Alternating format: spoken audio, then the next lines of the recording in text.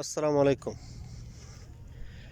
আহ, যারা প্রবাসে আছেন হয়তোবা টাকার পাগল সবাই, কেউ কিন্তু টাকার বিরোধিত না। সবাই যদি টাকার পাগল হয়, একটা প্রবাসী মানুষ কত বছর বিদেশ করলে তার টাকার সমাধানটা হবে? কোনো লোক কি আজ পর্যন্ত বলতে পারছে? কোনো প্রবাসী বিশেষ করে।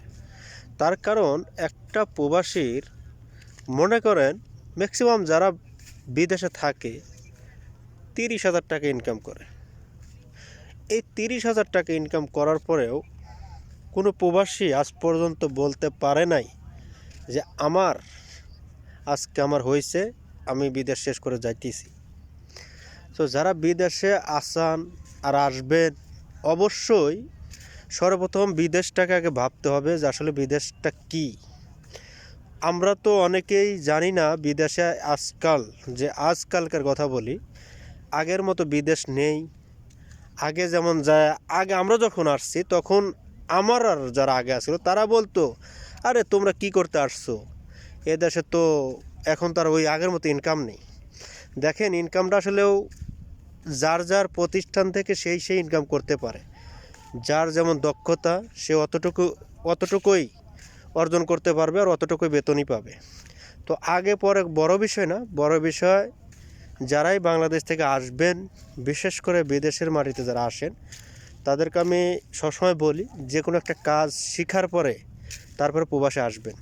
না হইলে ভাই, এই লেবারে চাকরি করে কোনো কিছু করা সম্ভব না।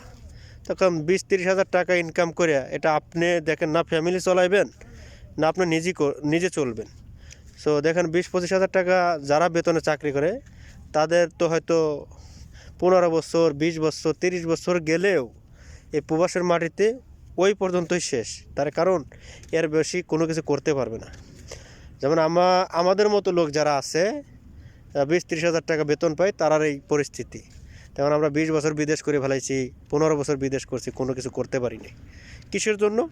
আমরা কোনো কিছু শিখে আসি নাই, এই জন্য আমাদের কোনো কিছু হয়নি। তো এই জন্য আমি বলি, যারা বিদেশ আসেন তারা অবশ্যই কোনো একটা কাজ শিখে বিদেশে আসবেন। খালি মুখে কেউ বিদেশ আসবেন না, তাহলে তার পরিস্থিতি আমাদের মতো হবে। তার কারণ যারা কাজ না জানা লোক, তাদের এই পরিস্থিতি হয়। সবাই ভালো থাকবেন, আর আমার কথাগুলো একটু মনোযোগ দিয়ে শুনবেন। যদি ভালো লাগে অবশ্যই লাইক কমেন্ট করবেন। আল্লাহ হাফেজ। আবার অন্য কোনো ভিডিও নিয়ে আসবো আপনাদের সামনে।